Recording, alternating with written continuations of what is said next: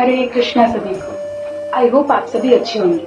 जैसा कि जन्माष्टमी आने वाला है कि अब आ ही चुका है, बस कुछ दिन और बाकी। और हम सभी के लिए, जो भी कृष्ण से प्रेम करते, जो भी उनके लिए ये सबसे बड़ा ओकेजन है, सबसे बड़ा फेस्टिवल है जन्माष्टमी का। क्योंकि इसी दिन हमारे प्यारे कृष्ण ने, छोटे से लाला ने जन्म लिया है। इस बार 2024 में जन्माष्टमी कब है, कैसे मनाए, कैसे ठाकुर जी का अभिषेक करें, कैसे जन्माष्टमी कैसे मनाए, क्या करना है क्या नहीं करना है, कब है, व्रत कैसे करना है, ये सारी बातें सभी के मन में ये क्वेश्चंस जरूर आ रहे होंगे। तो मैं आप सभी के इन क्वेश्चंस का आंसर करने वाली हूँ आज इस वीडियो में। इस वीडियो को एंड तक जरूर देखें, क्योंकि इस वीडियो में आपको जन्माष्टमी से रिलेटेड आपके सारे डाउट क्लियर होने वाले हैं। तो एक भी पार्ट मिस ना करें। इसमें मैं आपके साथ सारी चीजें शेयर करने वाली हूँ कि हमें जन्माष्टमी का व्रत कैसे रखना है, जन्माष्टमी किस दिन है, जन्माष्टमी की पूजा कैसे करें, सब कुछ। तो सबसे पहला क्वेश्चन आता है कि इस बार जन्माष्टमी कब है, कितनी तारीख को है। तो जन्माष्टमी इस बार 26 अगस्त को है और 27 अगस्त को नंद उत्सव है और श्रील प्रभुपाद जी का अपीयरेंस डे भी है।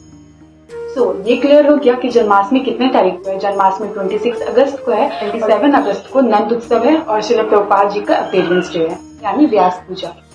और अब जानते हैं कि हमें जन्माष्टमी का व्रत कैसे रखना है। तो हमें 26 अगस्त के ब्रह्म मुहूर्त से, यानी सूर्योदय से 27 अगस्त के सूर्योदय तक जन्माष्टमी का फास्टिंग रखना है। और इसमें हमें बहुत जन करते हैं कि बहुत जन निर्जला भी करते हैं। तो अगर आपको अपने बॉडी के हिसाब से करना चाहिए, आप में कितनी ताकत है, क्योंकि आपकी कितनी क्षमता है, क्योंकि जन्माष्टमी के दिन बहुत सारे काम भी होते हैं। तो उसके अकॉर्डिंग इंसान को अपनी बॉडी लेवल देख करके ही फास्टिंग करनी चाहिए। फास्टिंग तो करनी ही है, लेकिन आप फास्टिंग में फल खा सकते हैं। बहुत जन तो फल भी नहीं खाते, सिर्फ लिक्विड पे रहते हैं, जूस वगैरह पे।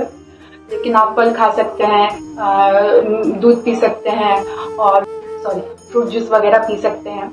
बहुत जन क्या करते हैं कि जन्माष्टमी में रात को 12 बजे ठाकुर जी को 56 भोग लगा करके, और रात में जब ठाकुर जी का जन्म हो जाता है, यानी 12 बजे के बाद, उसके बाद खुद भी वो 56 भोग का महाप्रसादम पा लेते हैं। लेकिन ऐसा बिल्कुल नहीं करना है। हमें रात में ग्रेन्स वाला, आप ये कर सकते हैं कि रात में 12 बजे के बाद आप विदाउट ग्रेन्स वाला, यानी जैसा हम एकादशी के दिन जो महाप्रसाद खाते हैं, आप वो खा सकते हैं। विदाउट ग्रेन वाला खाना खा सकते हैं आप, लेकिन आपको ग्रेन्स वाला खाना नहीं खाना है। ग्रेन्स वाला जो भी खाना होता है, जो ग्रेन्स वाला जो भी महाप्रसादम है, 56 भोग वाला जो भी महाप्रसादम है, वो आपको नेक्स्ट डे सूर्योदय के बाद खाना है। तो जन्माष्टमी का फास्टिंग कैसे रखना है वो आप लोगों को समझ में आ गया होगा। हमें 26 अगस्त के ब्रह्म मुहूर्त से 27 अगस्त के ब्रह्म मुहूर्त तक फास्टिंग रखनी है, यानी 26 अगस्त के सूर्योदय से 27 अगस्त के सूर्योदय तक फास्टिंग रखनी है। हमें रात में 12 बजे ठाकुर जी को 56 भोग लगा करके नहीं पाना है। हमें नेक्स्ट डे सूर्योदय के बाद ही पाना है उन 56 भोग में से। विदाउट ग्रेन्स वाला रात में 12 बजे के बाद प्रसादम पा सकते हैं, लेकिन ग्रेन्स वाला हमें रात में 12 बजे के बाद कुछ भी नहीं खाना है। तो अब जानते हैं कि हम जन्माष्टमी के दिन जन्माष्टमी कैसे सेलिब्रेट करें। तो उस दिन आप कोशिश करें एकदम सुबह ब्रह्म मुहूर्त में उठने का, अपना नॉर्मली मंगला आरती जैसे करते हैं आप डेली, जो ठाकुर जी की जो सेवा करते हैं सुबह की, वो आप नॉर्मली करें।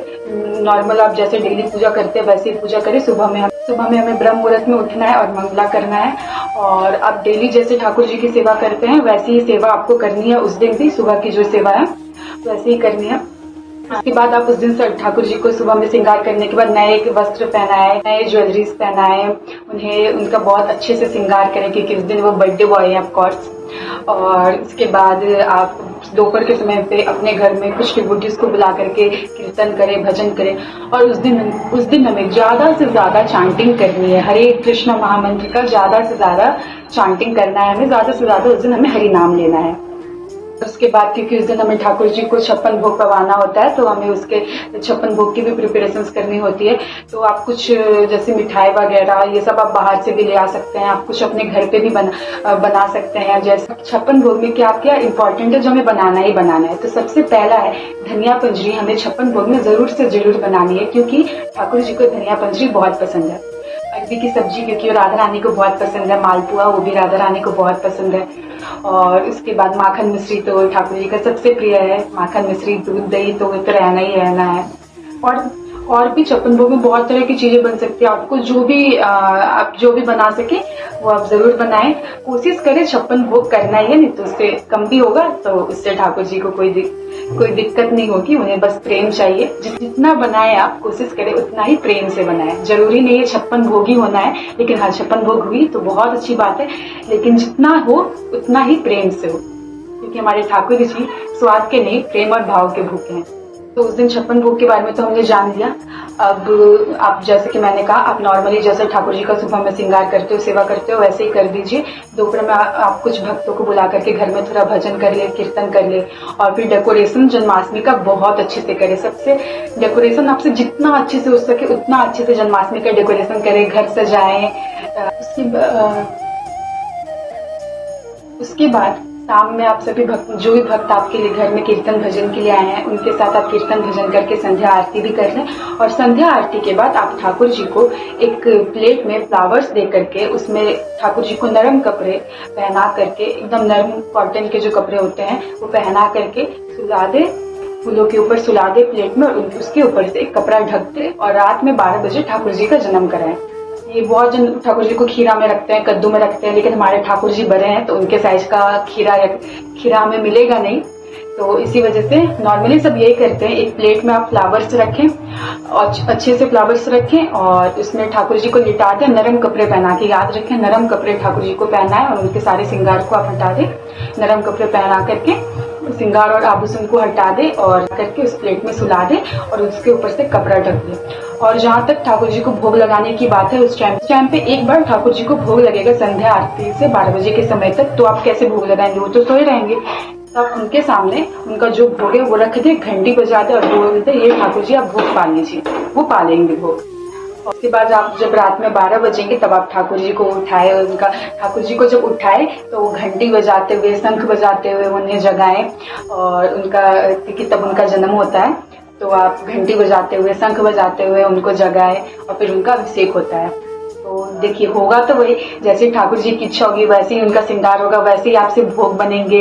उनकी इच्छा होगी वैसे ही आपसे भोग बनेंगे, जैसी उनकी इच्छा होगी आप वैसा ही उनका श्रृंगार करोगे। सब कुछ उनकी इच्छा से ही होगा। जो वस्त्र उनको पहनने का मन करेगा उस दिन वही वस्त्र वो पहनेंगे। सब कुछ देखिए उनकी मर्जी से पे डिपेंड है। तो यही है।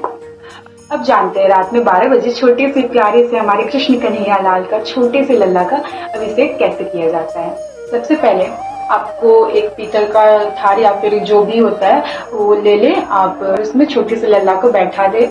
और याद रखें, जब भी लल्ला का अभिषेक करें, ठाकुर जी का अभिषेक करें, तो बिना वस्त्र के उनका अभिषेक मत करिएगा। बहुत जन उन्हें बिना वस्त्रों के नहलाते हैं, ऐसा नहीं करना है। उन्हें बिना वस्त्र का उनका अभिषेक नहीं करना है।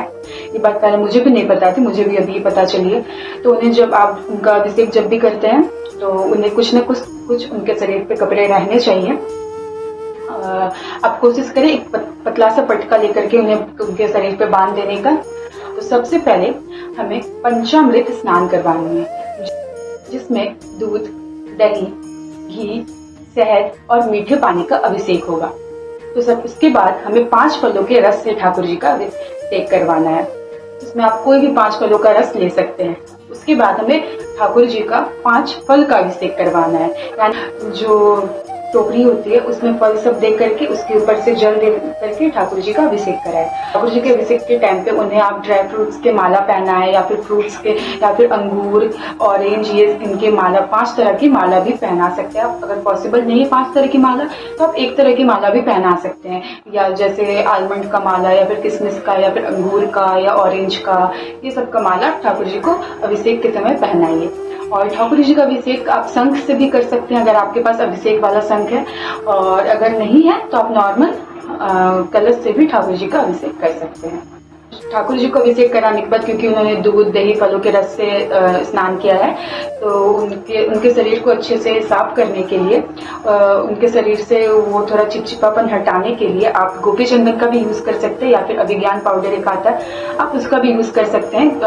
उनसे ठाकुर जी को साफ करके अच्छे से नहला कर उनका श्रृंगार करें, और उसके बाद ठाकुर जी का श्रृंगार करें, उन्हें नए वस्त्र पहनाएं और उन्हें झूला झुलाएं। इसके बाद आप अपने पूरे परिवार के साथ मिलकर के उनकी आरती करें।